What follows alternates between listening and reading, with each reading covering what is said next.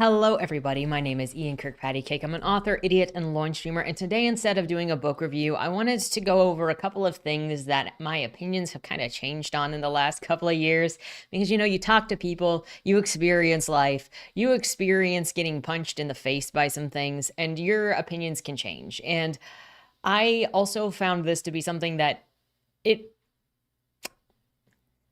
I hadn't initially planned to do this video, but then when we were finishing up The Long Moonlight by Razor Fist and fridging came up, I was like, okay, I see what they mean by fridging is terrible because this is freaking terrible.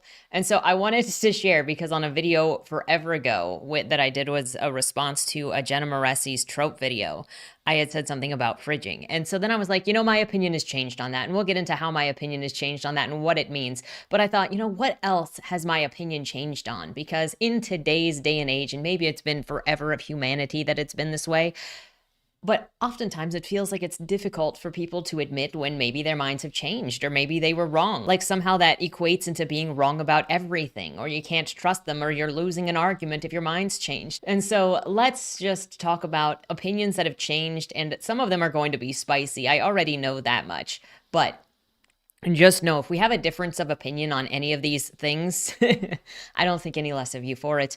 I hope you don't think any less of me for it. We can exist on the paths that we have gone, the journeys that we are going on, and seeing the things that we are seeing, how we see them.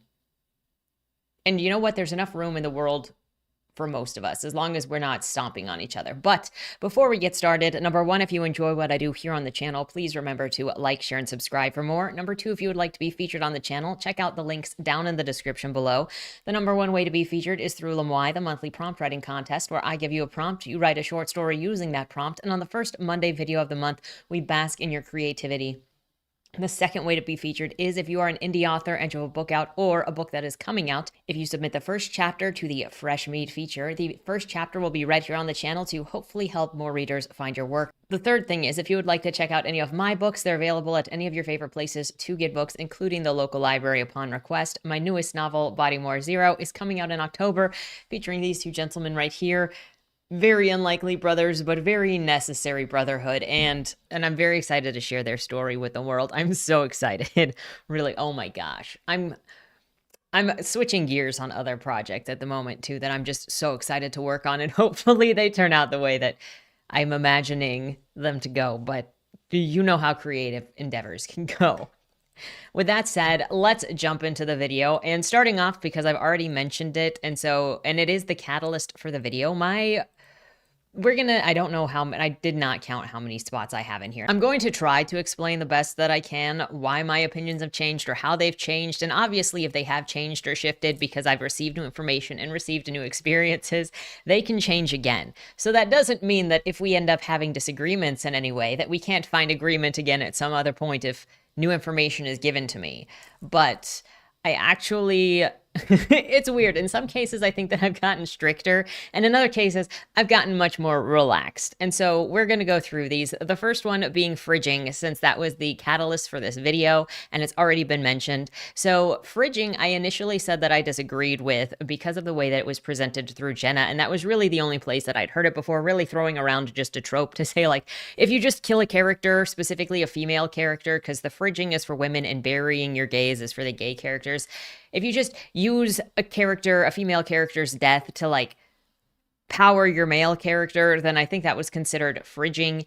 And I want to expand on this a little bit further than that. So what happened in The Long Moonlight by Razor Fist is that you had this female assassin character introduced, Ceres, and she randomly started falling for this guy. We did not really have a build into that relationship period, but she was suddenly all over him and they were sharing his place of living, and she was at his house, and then all of a sudden in the next chapter she's just hanging dead. And her death had nothing to do with the climax of the story either. It was just kind of thrown in there, and it just made the character very upset. And then he went to find some other random guy, so-and-so the knife, who killed her. This guy was also not introduced.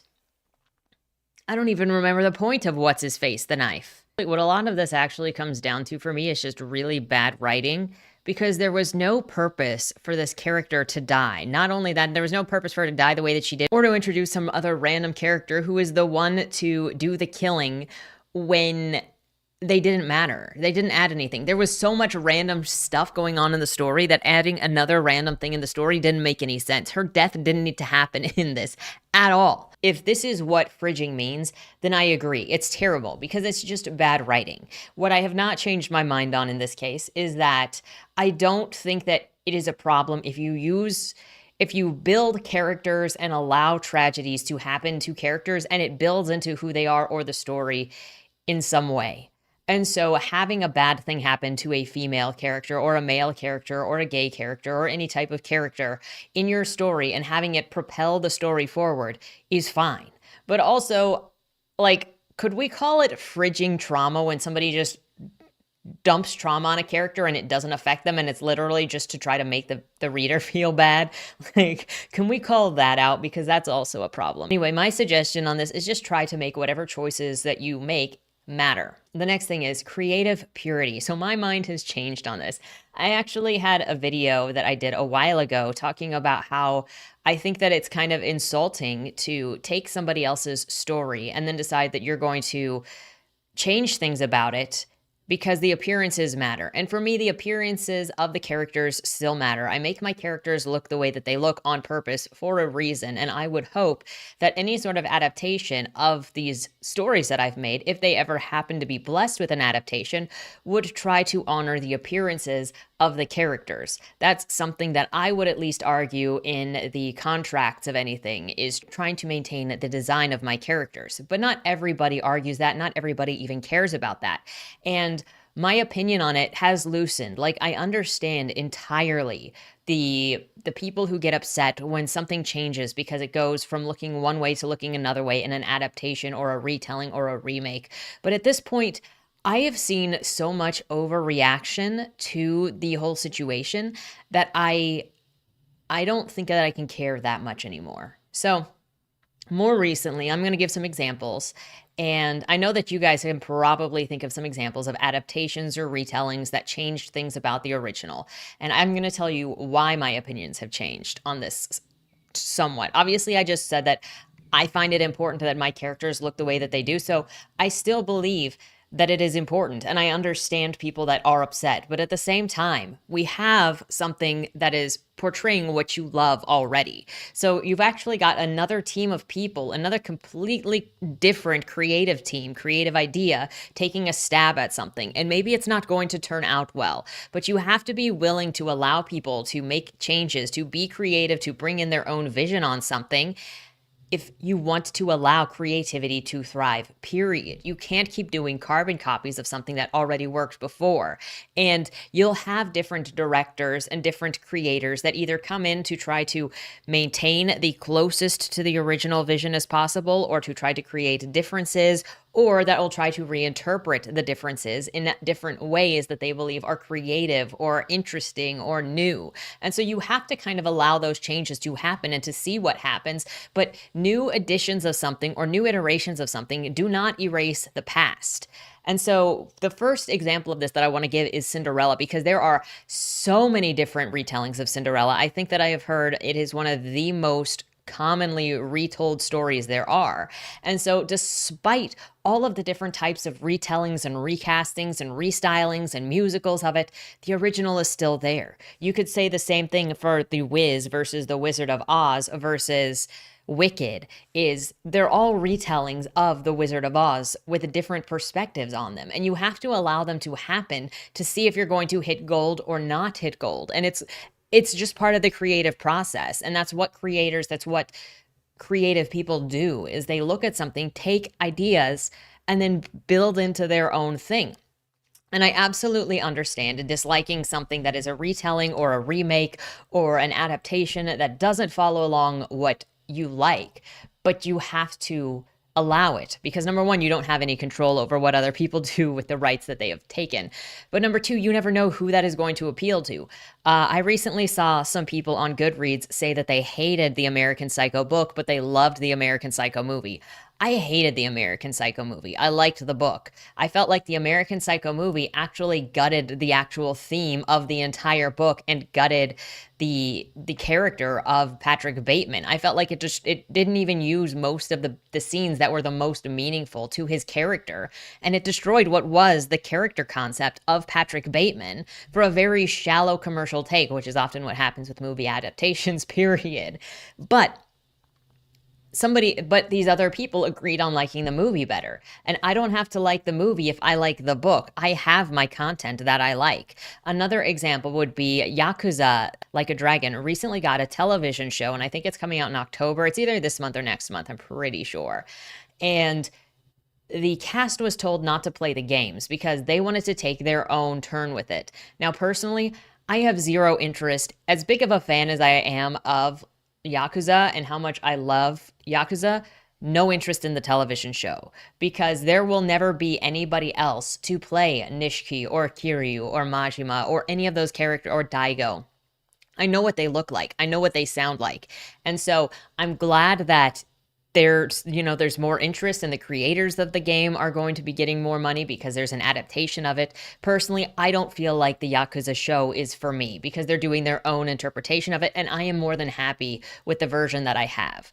Another example would be, I saw that Dorian Gray by Oscar Wilde is getting a retelling, and it is described as a retelling, but they've changed it so that the character that Dorian lives with is like his female cousin or his sister, something like that, instead of a male. And a lot of people have gotten pissed off at it erasing the gay elements of the story, is what they say. And a lot of people are very angry at the changes in this retelling.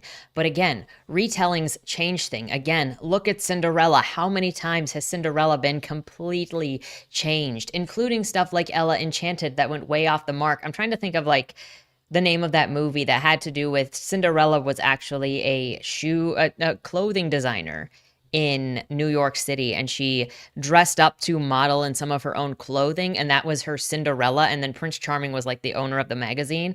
It came out in like the 80s or the 90s. But it's changed so much, and the relationships and the characters so much, that it just happens with adaptations. And with stuff like Dorian Gray is in the free domain. It is out of copyright. So if you want to do your own iteration of Dorian Gray, retelling it and then sharing it out with the world, you can, to no restraint.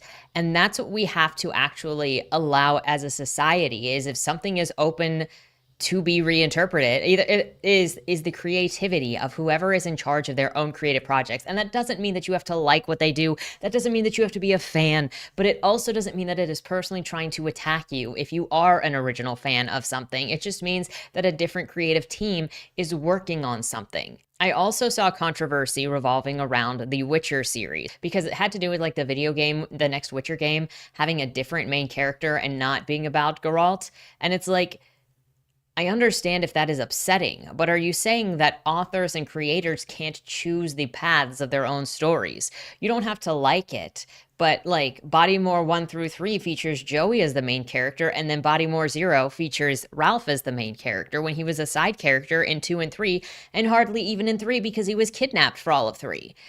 But if you followed the same logic that was going on with Witcher that says, well, we liked this character, so you can't change the character even if you are the creator, then what's a creator supposed to do?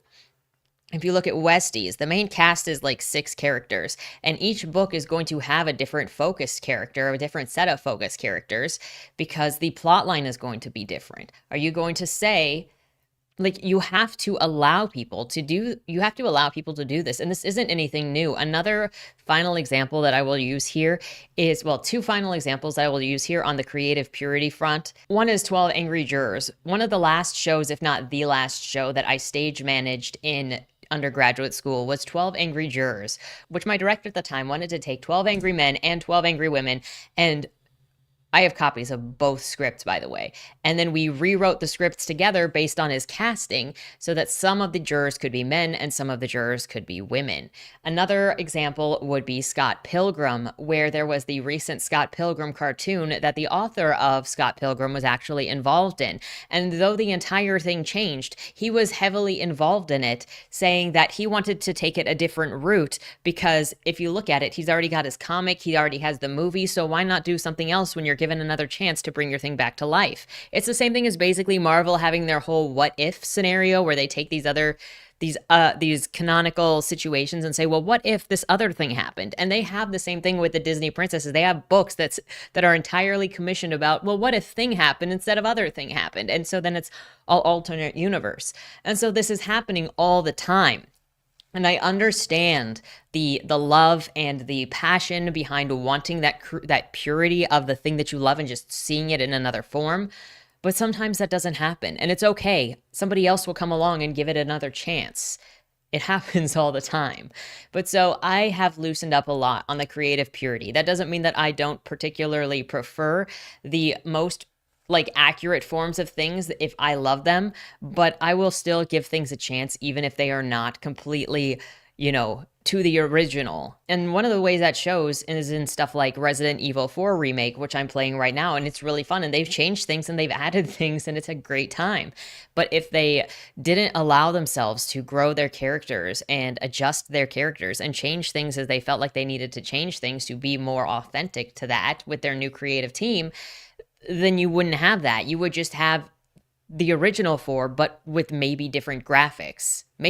Maybe, because some people still would have thrown fits over the character changes happening because of the difference in graphics. So who knows? But you have to have some level of flexibility in order for creativity to thrive. And the flexibility, again, it doesn't mean that you have to like anything. It doesn't mean that you have to pay for anything to remain a fan of anything. You can hate whatever happens. I pretend that Borderlands 3 does not exist. But you have to allow it to happen in order to have a healthy creative community. The next thing is giving any book a chance. And this had to do with the article I also wanted to talk about this week that is getting moved to hopefully next week. But I think that I was wrong in wanting to give as many books a chance at being read as possible, regardless of my preference in reading.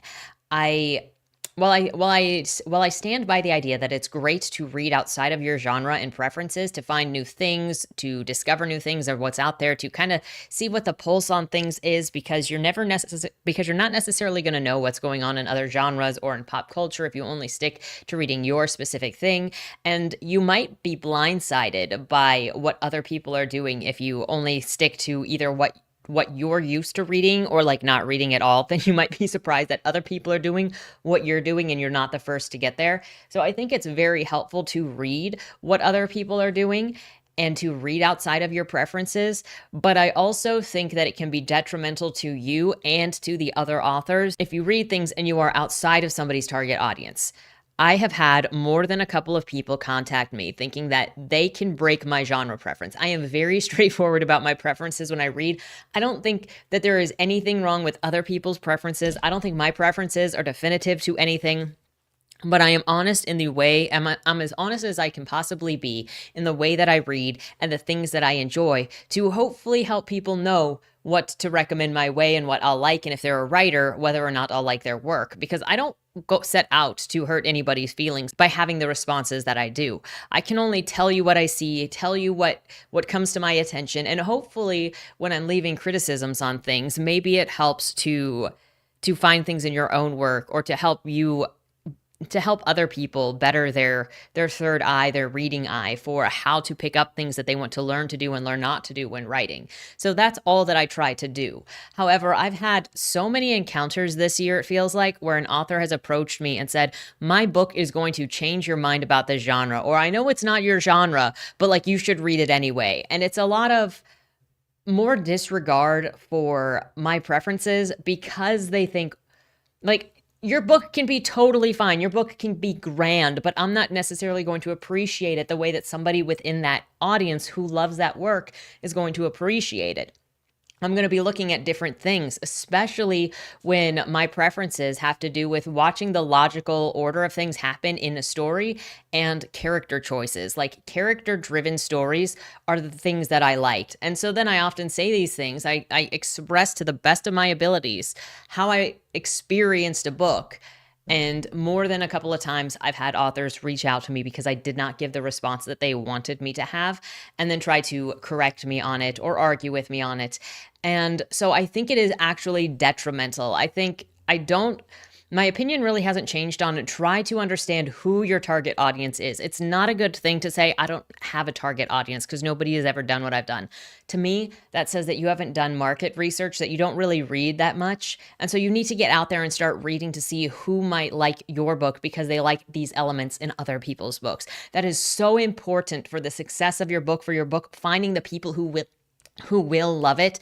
And just because somebody is a reader doesn't mean that they will love your book. And I think that it can be a mistake to give any book a chance. Personally, I'm going to have to stop giving fantasy, specifically dark fantasy, grim noir fantasy, nihilistic fantasy, especially, a break, period, because I really, really can't stand nihilistic content. I really can't stand content that is meant to be mean for the sake of being mean. It's just not what I want. It's not what I like. That doesn't mean that there's not an audience for it, and there is actually a huge audience for nihilism and negativity and torture and martyrdom. I'm just not that audience. But that, again, just plays into why it is so important to identify who your audience is that you want. And if you want to get somebody's perspective from a completely different audience, that's also great because it gives you a very different eye on your work.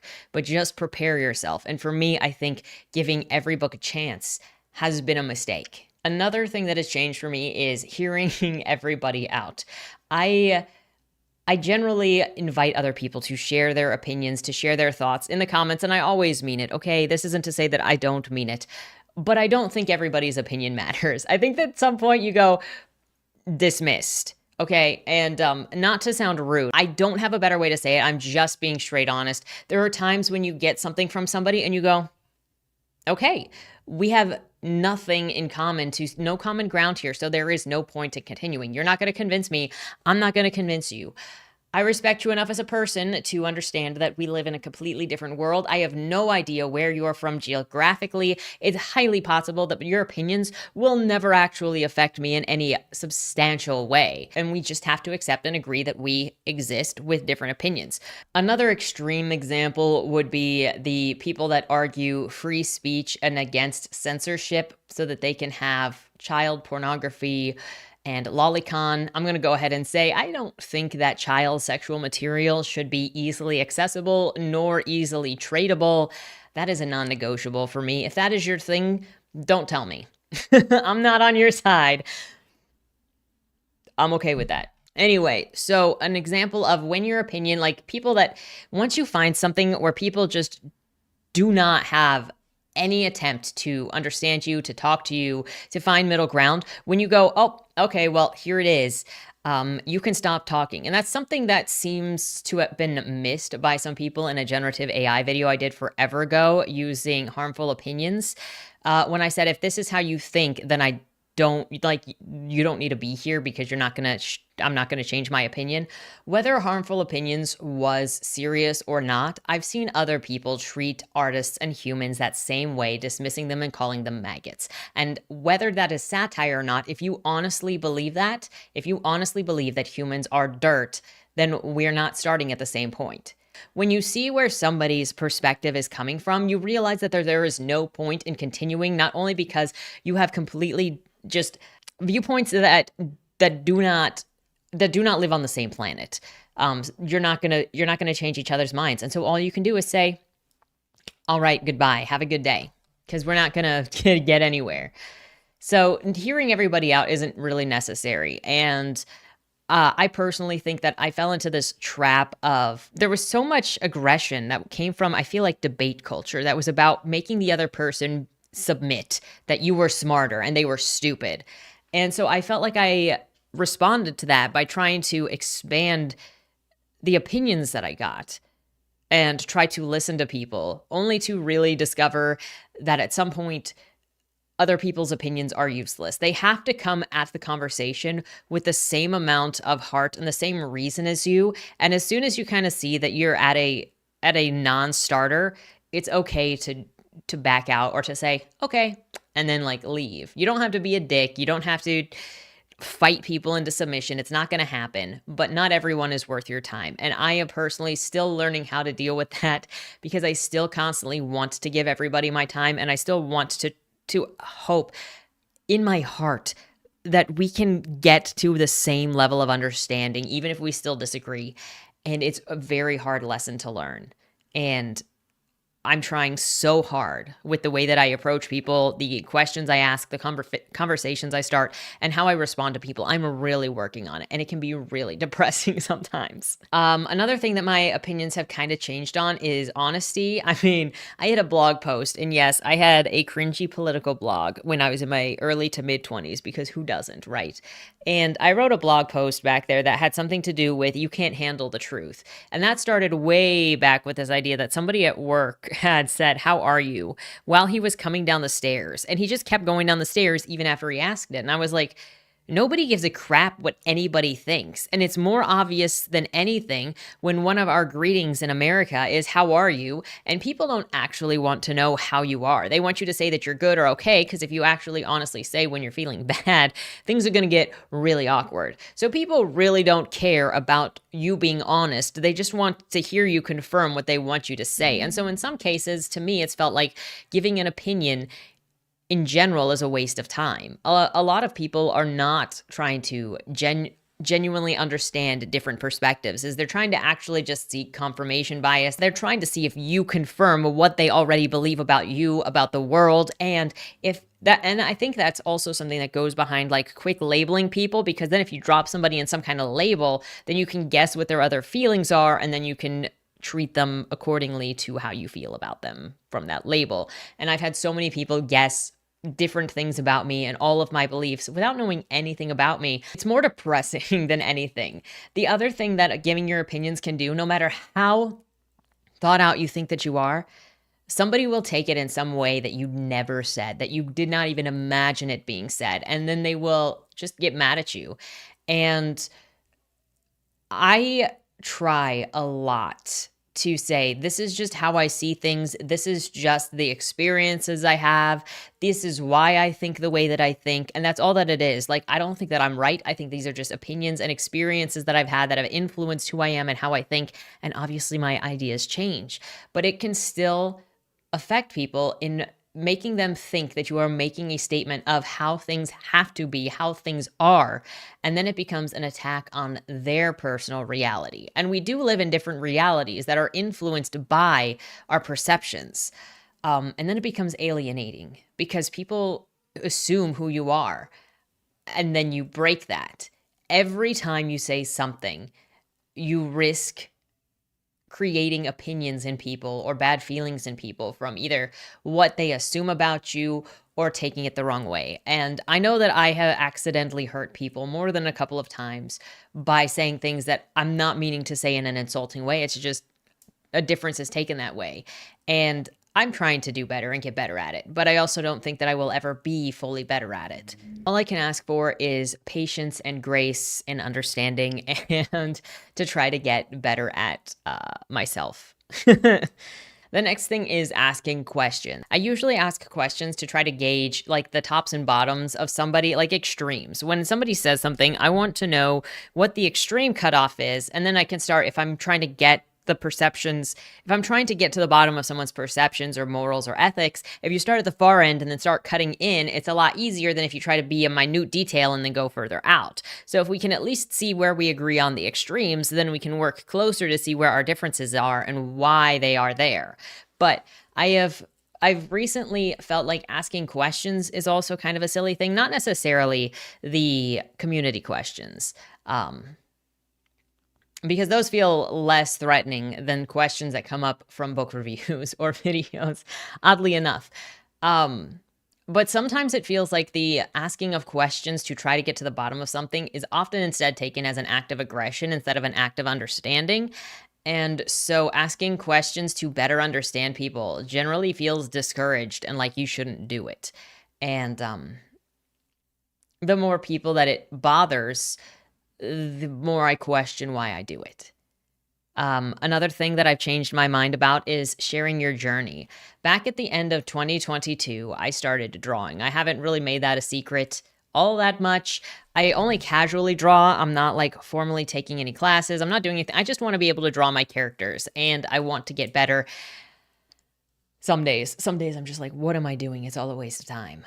And for a little while, I was posting like weekly quick draws to kind of just bring people along with my journey if they wanted to see how my art changed over time, or even as a timestamp of like, what am I drawing this month, that you can see where my mind is a lot of the time based on what I draw. And sharing the journey isn't really wanted, maybe certain journeys, but people want to see you just be good. They don't want to deal with looking at your garbage, and they will insult your garbage, and they will try to tell you what you should be doing to improve when they're not even there with you to see what you're doing or why you're doing it. They want to be insulting. And so I stopped sharing the journey because I got tired of, this isn't that serious, because it was more demotivating to see, people judging things as a non-finished product than non-finished product, when it's just a practice thing, when it's just trying to learn and share. And so, is sharing your journey even worth it? I don't know. I don't think people want to see you have to get better. I don't think people want to see your ugly drawings. I don't think people I don't think that there is that much patience. And honestly, by doing a lot of this stuff, it's just made me way more cynical about having shared so openly before. But like, why? So it can be used as a weapon? The last couple of years have like really jaded me specifically. I mean, I was already jaded, but we got to jade the other side. The next thing that my mind has changed on is giving feedback openly.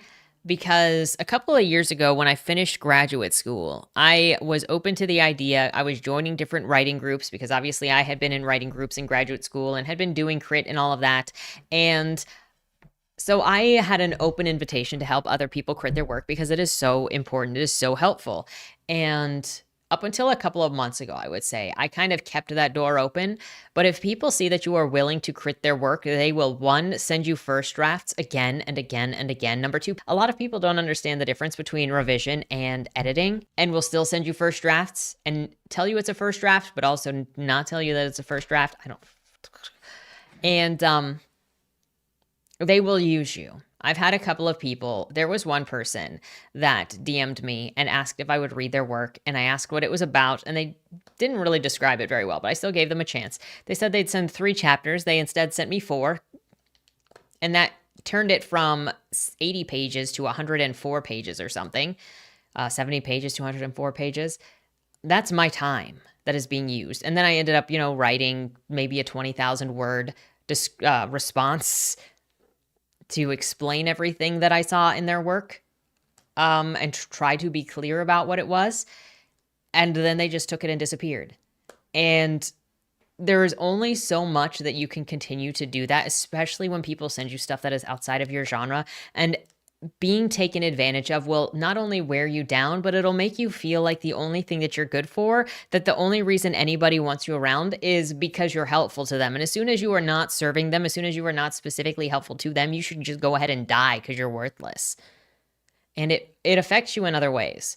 And so there's also friends or people that you would have thought were friends asking for feedback because you're all writers. And so you say, I'm open to helping anybody who needs help. And so then they go, here, would you read this? And then they get your feedback, and then they fight you on it every step of the way, or they cry and they guilt you for saying anything because they thought that you were friends. And it's just like, I can't do this anymore. If I don't have a relationship with you, it's going to be very difficult for me to have a one-to-one like discussion with you on your work, or to want to give feedback anymore, because that is going to be reserved for the people that I care about, or if I read your book on the channel and then I discuss the channel. But even then, I'm not giving as much feedback on this channel as I would if I was a crit partner. Because when I review books here, I'm just discussing the books as I see them as a reader, and not trying to crit the book. Censorship is bad/banned books is the next thing that I would like to cover. This is going to be spicy. Censorship is not bad. in all cases. Like I said earlier, I do not believe that CP should be really in existence. Snuff really shouldn't be traded. And then child sexual material, even fictional, I don't think should be easily accessible for titillation purposes. I don't think should be easily accessible. I also don't think that there is I also don't think that I should have to see not safe for work content and pornography on every website, even if it says, especially when it says it is a safe for work platform. I'm not saying that it can't exist, it shouldn't exist, but I should also be able to go places that say safe for work and not be bombarded with inappropriate content. And so I don't necessarily mind if websites say, hey, we don't allow this, or, conferences, if they go, hey, this is a romance conference, and so we don't have any horror booths. Technically, that would be censorship, wouldn't it? Because they're suppressing the content from being there because it doesn't fit the purpose. I also think that the phrase banned books is more or less meaningless. I think that people have been trained to have a Pavlovian response of fear and anger and upset when it comes to the word censorship or banned books, to the point that they just think of the Nazis, when that is not the only case in which books were removed, but also that kind of scale removal is not happening because it's when it's much smaller. I also think the phrase banned books is currently being used to market massively about other books. And I have seen more than a couple authors say, hey, come hang out with me, banned books, blah, blah, blah. And it's always also bookstores saying banned books, come and buy the banned books. If they're banned books, you can't just buy them. So I find it really annoying. And I have also been contacted by some of these authors that are broadcasting the banned books. And when I said about the banned book stuff and they asked me about it, they never responded when I talked about the contents of the books. So it's a grift. It just feels like a grift to me. And you'll never get me saying that I don't think censorship is ever necessary, because I do think it is necessary. I think it is necessary to maintain a website that you want is safe for work, because you're going to have to censor content. I also think that it is necessary to censor snuff and child pornography. I think it's necessary to censor military secrets from being processed out to the regular public at times. I think that there are a lot of cases in which censorship is allowable, and it is not specific when censorship is necessary, and it is not just used on political enemies. And that is probably the least case where it is allowed, or where it should be expected. But that is the case where it seems to be brought up the most. That and porn, like constantly. Oh my gosh. This has been the funniest thing. So we talk about the banned books lists in schools regarding sexual content, right? And so then that's considered censorship. Well, I've been following the drama going on with the Dead Rising remake, and people are calling it censorship to have a character change, a Chinese guy change from being yellow-skinned to not yellow-skinned, and to remove the erotica tag for creep pictures. All of it is considered censorship, and censorship is always the call made for pornography or for sexual or spicy content. And then they go, look, you're not allowed to change the spicy content. That is censorship. My guy,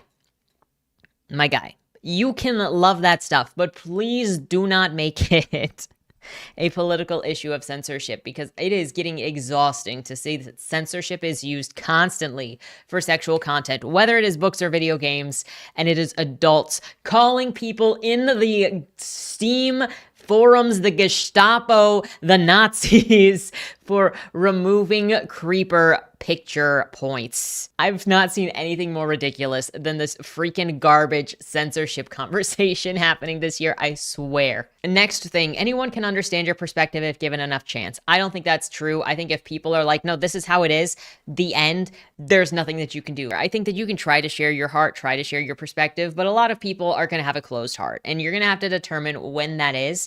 I would still recommend, if you can manage it, to have an open heart when you approach people, because you can only find genuine people by having an open heart. The problem is that if you have an open heart, or wear your heart on your sleeve is another way of saying it, then you are more likely to get hurt by people who are being insincere or go out there to hurt people. And there are a lot of people out there that just want to hurt. Author reader spaces. So my opinion on author reader spaces has in general been fed by what the professional standard is, and also what the standard was in graduate school and all of the creative writing groups I've been in, which is when your book is being talked about, you don't talk back. You just accept any of the criticism, and anything that you don't like, you just delete or ignore when you're off on your own. You don't like fight people because you disagree with them. But with the way that social media works, where authors are told to go literally into readers' spaces and create relationships with readers, whether it is on TikTok, whether it is with newsletters, whether it is with Twitter accounts, authors and readers are being forced together. And in some cases, readers believe that they have better access to the authors to then taunt the authors with negative and critical reviews. And so then some authors start responding, or some authors go, since they're already in that space and they're social with their fans, they don't see the line anymore with talking to critical reviewers, which happened with the butt cracker last week. And so I think that this space has really been made more radical and harder to understand because of how intimate it's been made, and because you've had these long years of encouraging authors to talk to readers.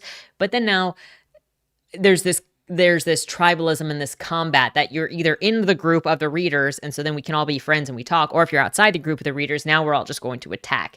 And I don't know how to deal with that, but it is it is a thing that has happened. I do think that if a reader says something about an author, if like the reader tags the author, then they're inviting the author in. So don't be surprised when the author responds if you tag them to get their attention, because that's what that is. And I've seen that issue before, where somebody tagged Shad while criticizing Shad's book and then was surprised when Shad responded. You asked him to slap you back when you slapped him directly, okay? I don't think it's a great thing to do, but do not be surprised. I also think that the political component of this has not helped, because people who have gotten into the art industry from politics have, I think, brought more of the debate bro mindset into it, where you can now argue with people and whoever doesn't like you is a hater or is the opposite of whatever your political title is, and that's okay. Then it's okay to attack them, and I think that has also complicated the space further, because we got a bunch of people in the space that have never really been a part of the creative space and maybe didn't learn the behaviors expected in the space. Fan fiction. So I think I had a video a while back that was defending the use of fan fiction, period, because it's, have fun. It's a way to learn. It doesn't hurt anybody. I do think it actually is hurting people at this point. And I want to make it clear that there is a difference to me in fanfic, which is mostly 95% of the time going to be erotic related. I think that it is at some point it becomes detrimental to the writer if they do not ever learn how to create settings, to create their own characters, or to characterize, period. Because a lot of books right now are being published as alternate universe that started as a fandom, or are fandoms with the serials scrubbed off, and they never have setting, and they never learn to push the story. They never learn to build a story. And so you often see these settingless stories that meander, and it's all about the sex, because that is a lot of what fanfic is. And that is also how I kind of identify fanfic writing. I think that people can do better, but I also think that if you don't learn the aspects to creating a rich story and you only rely on stuff that's already been created and other people's things, it is going to be harder for you as a writer. And I think that the writing industry as a whole, this wouldn't be so much a problem if people didn't keep publishing fanfics with the serials scrubbed off. But that, I think, is going to be all that I say on that, because it also falls into what I would call pulp fiction, and I am not a pulp fiction reader. So also at the end of the day, all it does is it fills these store pages with a bunch of pulp that buries everything else, but pulp has always outnumbered everything else. And again, I'm not a pulp reader. So do you, but I think that you can be a better writer than you are if you learn any of the trades. Also, I'm not just straight up demonizing fanfic. I think that you can write some incredible fanfic. I just think that the majority of it relies on sexualizing characters. Yeah. And finally, the last thing that I have changed my mind on is I don't think things are that bad. Like, they seem bad, and they often seem hopeless, and I get kind of depressed talking to people.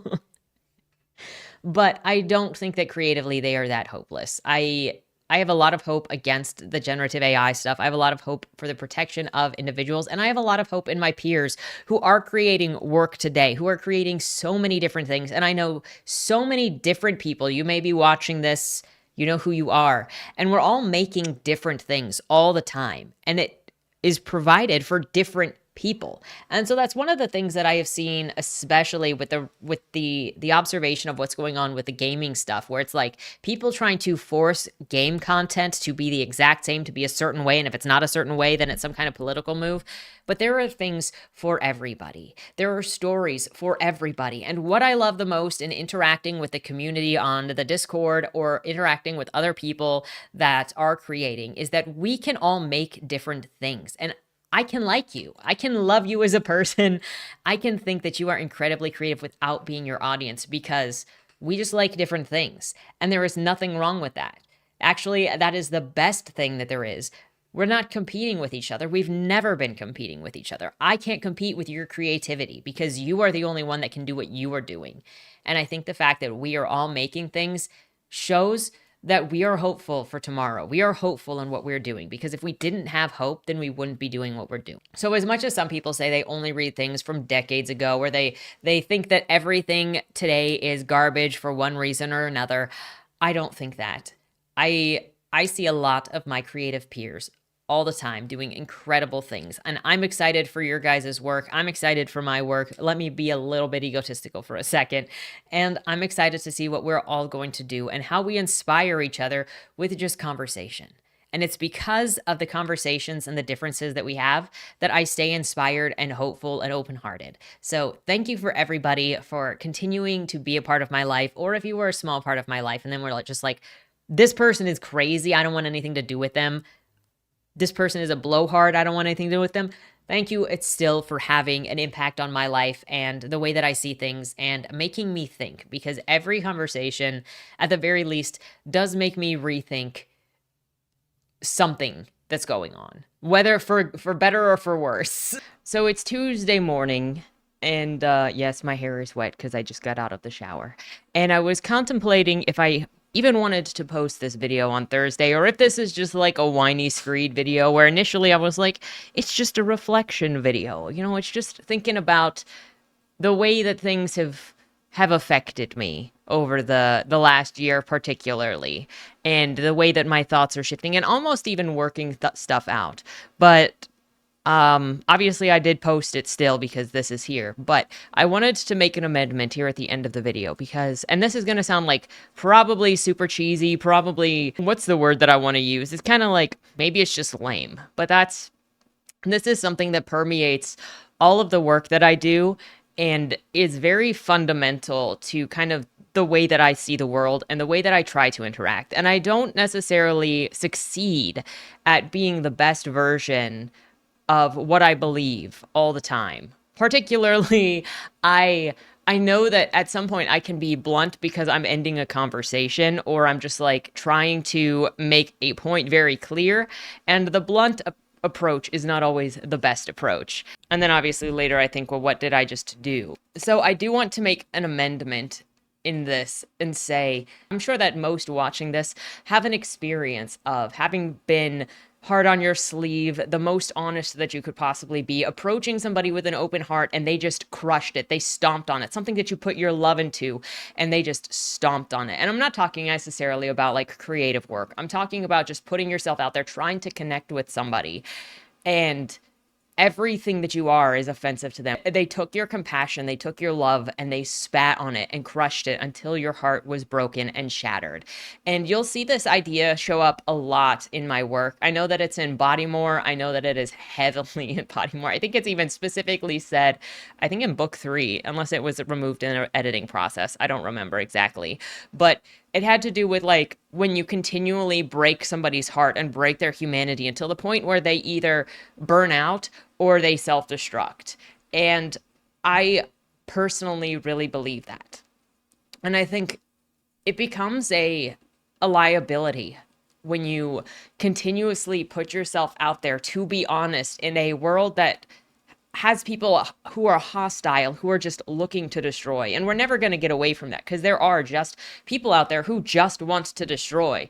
But the The unfortunate thing is that you can't approach the world with a closed heart, or else you're going to become callous and you're going to create calluses among the other people who have the open heart. And so it's a decision that you have to make from person to person, from situation to situation, and you have to fight to not let your heart become inhumane.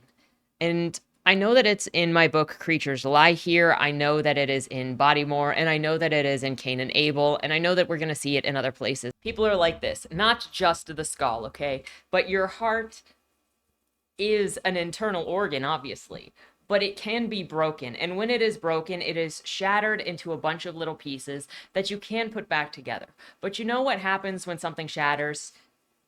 Parts of it turn into dust, parts of it get lost. So this skull was pushed off of a shelf by a house cat, and the back of it, obviously the cranium shattered. Obviously it also sticks out a little bit here, and I worked to glue it back together. Fortunately, it's the back of the cranium. Also, it's kind of funny because you can be like, oh, that just makes it feel more authentic than a simple replication of something, because now he's got his head bashed in. But as you can see, you can never fully repair it. And every time somebody's heart is broken and they are able to piece it back together, there are still pieces missing. And at some point, when you break somebody's heart enough, it's going to struggle to hold the form that it had before. You're going to be missing pieces that you can never get back. And at some point, it is a risk that you lose your humanity entirely because you've been broken so many times. The scars are all over. All we ever see is somebody having a bad day. That is that person having a bad day. And there are just despicable people. There are just monsters who are too far gone that they don't want to be helped. And I don't like to think that anybody can't be helped, but somebody cannot be brought back if they're not willing to see what they are doing. And it is in those situations that they just make everyone around them worse. If you look at the difference between Joey's dad in Bodymore, who did not want to be helped, versus Casey, who eventually was able to come around because even though he was afflicted, he was crushed, he still had an open heart. He still had humanity about him. And you could see that even in the way that he treated women because of his family life, is that he hadn't been fully shut off. I know in the nature of the work that I do, which is artwork, which is self-expression, it's going to leave me more open to, this was the experience, this is something that I wanted to show you. And you're going to respond, other people, anybody that checks out the stuff is going to respond with whatever it is. And sometimes it's an emotional response that they have, and sometimes it's a technical response that they have. So they're not emotionally connecting with what I'm doing or seeing. And that's just the nature of the beast of what I'm going to have to learn how to cope with. The same with, there's just things that people are never going to understand. And part of this work and part of just navigating the world is understanding when people are approaching you with an open heart and not an open heart. And as much as approaching people with a closed heart can be in order to self-protect, I don't think that you can make the connections that are the most meaningful if you approach everybody with a closed heart. I started this channel with the desire to just kind of share, to kind of meet people, because I never really fit in anywhere. And to kind of just share my journey as I grow and do things, talk about books, talk about writing, talk about characters, which I love, and to explore storytelling, period, in different ways. And, I may not enjoy every book that I read, but it's still fun to talk about the books. I love to play the games. I love to be inspired by other people's great art. And I love getting to talk to other people about creative works that then inspire them to do something. And it's always been through creativity that I have met the people that mean the most to me. That's not to say everybody creative is going to be on the same plane. It's very different for different people. And the way that you communicate, the way that you look at life, the way that you create characters, everything is going to be different, and everything is going to speak differently to different people. And that's also one of the beauties that I find in all of the different types of stories being told, all the different types of people. And that's one of the reasons why I do what I do with the Fresh Meat feature and trying to share other people's works, even if I don't like it. And I have to be honest with you on whether or not I like it or what I see, because that's all that I can really do to share who I am. But that doesn't mean that you can't have what you have and what you like either way. I've made some of my most meaningful relationships only because I've had an open heart and the other person also had an open heart. I've also seen so much destruction. brutality between people who should know better, who should be better, who take advantage of the title of family and use it as an excuse to hurt other people nonstop and say that you have to deal with it because you're family, or to be dismissed because, well, you should just accept the way that you were treated because they're family. And what are you going to do about it? That's family. Anyway, this amendment is going further away than what I meant for it to go to, which is all I wanted to say is be careful with your heart and be careful with other people's hearts. Because without realizing it, we end up creating monsters. And we end up leaving cracks in other people's souls in ways that we can't see. And those little cracks turn into fissures, and those fissures snap things apart. We'll never know if we were one of the people that contributed to the destruction of another until it's too late. We can't always be kind. We can't always be perfect. And again, everybody has so many different ways in which they have been approached or assumptions or pain that they have been through. And so just do the best that you can. And don't hold back on letting people know when you care about them. Because you could be the glue that's keeping their fractured skull from caving in the back of their head. Anyway, that's the amendum.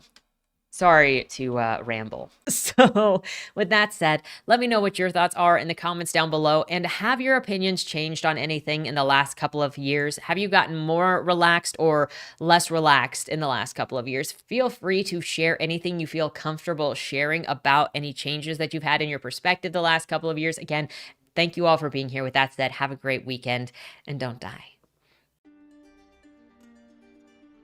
Was that Wayland Cross in the trunk? Do you know, or is that something that's still being figured out?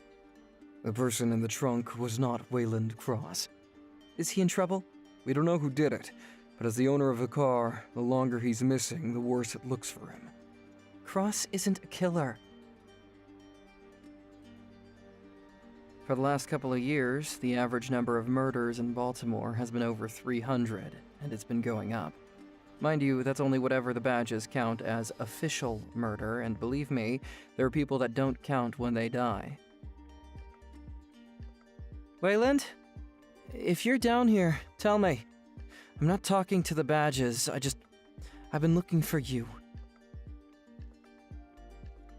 They found a body in your trunk. Why? Did you do that? To the left. Plain black letters read along the wall. You walked in the corridor. Once that ends, you chose the dark is on the right. My vision goes blurry, flickers black and black and black for longer intervals until I can't see anything at all. I'm not screaming anymore, but my voice echoes back to me. Where the hell am I? You're dead, Josephine. Even smart people do stupid shit sometimes, right?